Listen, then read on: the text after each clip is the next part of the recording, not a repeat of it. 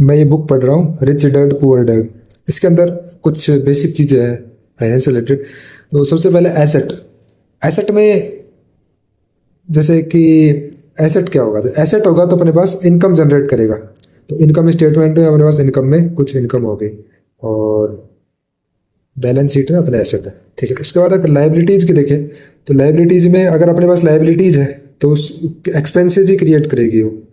ठीक है, उसके बाद अगर अपन देखें cash flow pattern of a poor person का कैश फ्लो पैटर्न किस तरह से होता है।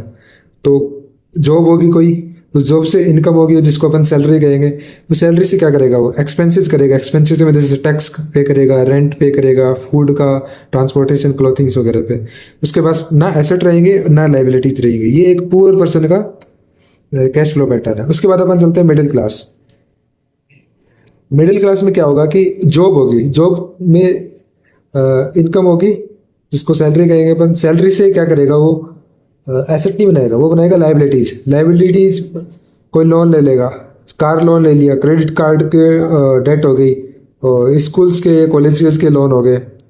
उससे उससे क्या होगा, उसके एक्सपेंसेस बढ़ेंगे, जैसे टैक्सेस जो लगने ही है, मॉर्गेज पेमेंट करेगा, कार पेमेंट करेगा, क्रेडिट कार्ड का पेमेंट करेगा, स्कूल लोन का पेमेंट करेगा। तो उसके पास एसेट बिल्कुल नहीं रहेंगे। ठीक है, उसके बाद अपन देखते हैं cash flow pattern of A rich person. Rich person के कैश फ्लो पैटर्न में क्या होता है, रिच पर्सन के पास क्या होते हैं एसेट। एसेट में उसके पास real estate, stocks, bonds, government bonds, gold bonds वगैरह, नोट्स, इंटेलेक्चुअल प्रॉपर्टी, जैसे उसके पास कोई उसने राइटर है, उसने बुक पब्लिश की है, सिंगर है, कोई भी इंटेलेक्चुअल प्रॉपर्टी है उसकी जो उसने अपने दिमाग बौद्धिक क्षमता से उसने जनरेट की है। और तो उससे क्या होगा, एसेट से उसके पास इनकम आएगी, रेंटल इनकम हो गई, डिविडेंड आ गया, स्टॉक में से इंटरेस्ट का पेमेंट आ गया, रॉयल्टी उसके पास आई है।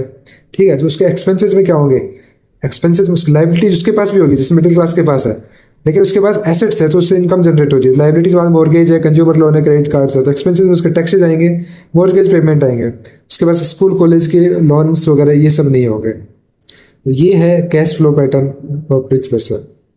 there is a very much difference between poor person, middle class and rich person income statement and balance sheet।